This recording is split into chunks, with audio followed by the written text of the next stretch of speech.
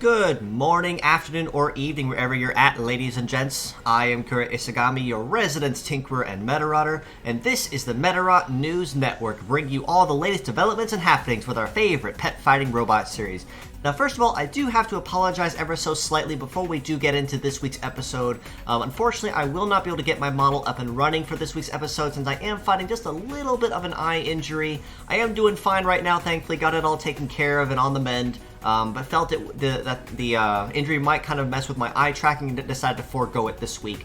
But that aside, I did want to go ahead and jump right in. This week it looks like we'll be kind of wrapping up the tail end of Golden Week on a little slower of a note, a little quieter one. But at the same time, it looks like this one might be a little more forgiving than last week was, much to the surprise and chagrin of a lot of veteran and rookie players alike, given how very monetarily demanding last week was with the introduction of Excise and Unitress all the same.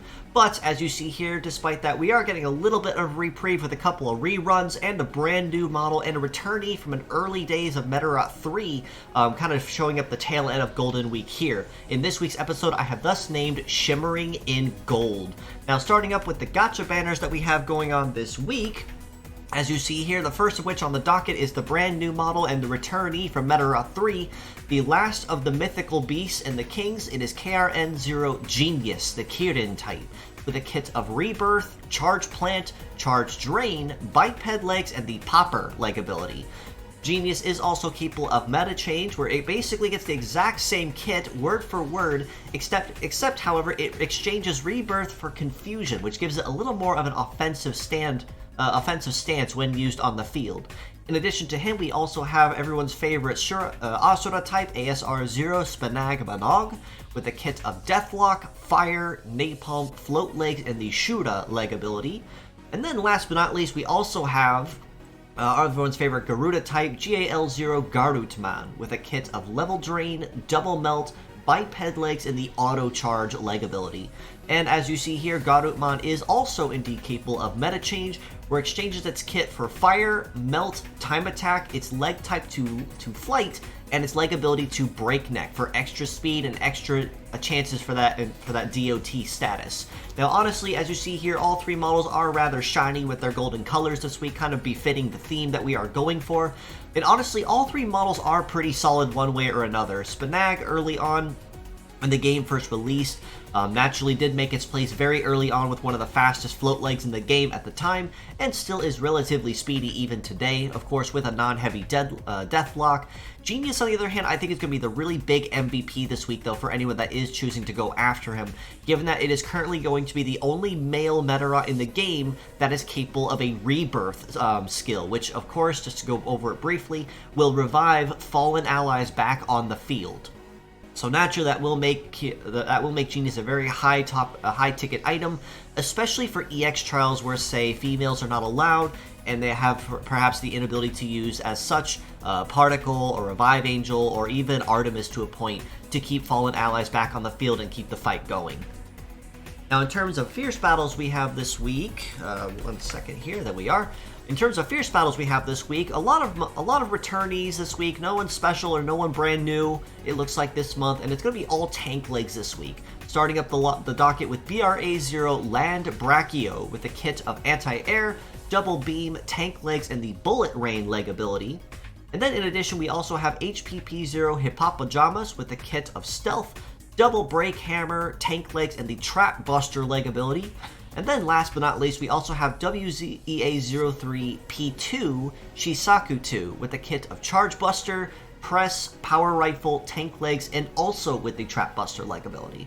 So honestly, between these three, we have a lot of Metaforce reliant or Metaforce related skills this week, be it between Beam or Break Hammer or even Charge Buster or Press, but honestly, all of them are still pretty solid skills to make use of in some way or another.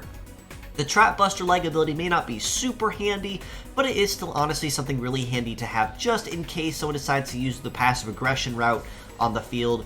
Honestly, I'd say the MVP of the week would honestly still have to go to Shisaku-2, however, given that Charge Buster and Power Rifle are probably going to be the two big things to really shoot for and go after if you do decide to farm any of the fierce battles this week outside of just getting them for parts and library, and of course library additions. Now, in terms of events this week, the ticket-based event that we have been going on with thus far will thankfully be ending this week.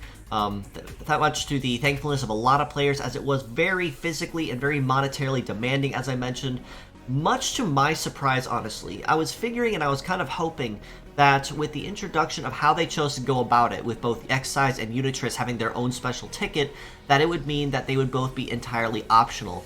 But it looks like they did kind of turn around this last week and say, well, if you want to go after the limited model, limited bot, parts, or metal, you were going to need to have to farm for that special ticket. So honestly, no one was happy about that, and rightfully so. Bled a lot of people dry, sadly, in terms of trying to go after that event, because it is kind of a force in this situation. Really can't go around it. But thankfully that will be ending this week, and hopefully they will take this as a learning experience going forward.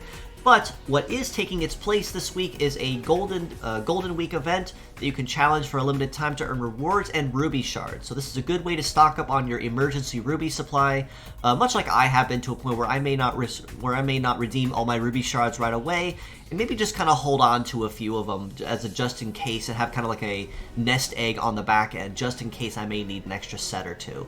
So not a lot of details in terms of what this event will entail or what it will offer, just kind of going off of what was explained. So more information on that will come, of course, as this week's cycle does go live, especially as we do wrap up the tail end of Golden Week with it. Now, on the community front, we are still continually looking for translators, encoders, and cleaners for the Medarot 3 and Medarot Reloaded translation projects.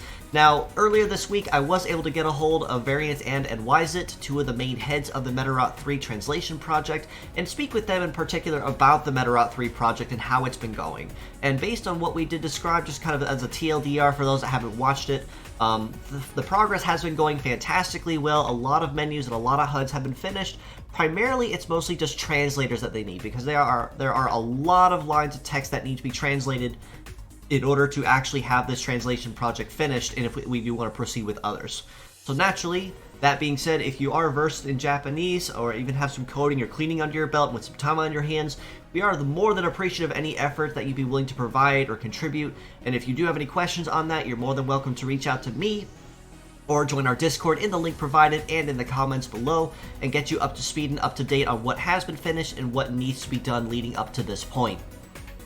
Now, in terms of the weekly art highlights, this week it was not too hard to find a whole bunch of really unique art. First of which is this one here from my buddy Mono Zero, who decided to post an art of both Cheerful Bunny and the resident official Medarot channel host, enjoying a nice little sip of tea there. Very fantastic. I love the chibi art style that they go after too with all their art too. Not super detailed, very basic, very simple chibi art. Wonderful base style. Always love seeing this guy's art on my feed. And then do also take a look at this image right here by Twitter user Ida Kingo, who did this piece of Nozomi, who is a relatively newcomer, new person to the Medarot 3 story thus far, who has been using who is the current Medarotter and owner of the cat type Gato Alpar. So fantastic work to both of these artists. Do give both of those a follow if you'd like to see more Medarot art in your feed. You will definitely not be sorry for it. But aside from all this, I believe that covers just about everything for this week's episode. It did seem to be just a little quiet this week, and I think they did kind of pick that up early on, that after a really demanding event like they had last week, people probably would not be very much so okay with having another physically demanding event right behind it. So I think that we can probably take this as a learning experience all the same, and then hope and pray for the best as events go forward. But that being said, thank you again for stopping by, folks. If you'd like to know more, you can follow us below on Facebook at the Medarot News Network page, or the Metabots Forever community on Facebook. You can also join us on Discord in the link provided and in the comments below, to keep the closest ear to the ground on anything related to Medarot. That may be be that my weekly news, or a game update, or anyone buying or selling merchandise, or any art. That is the first place you will see it before it goes anywhere else typically. You can also reach out to me personally on Twitter at IsagamIKura, so any questions or feedback or comments that you guys might have.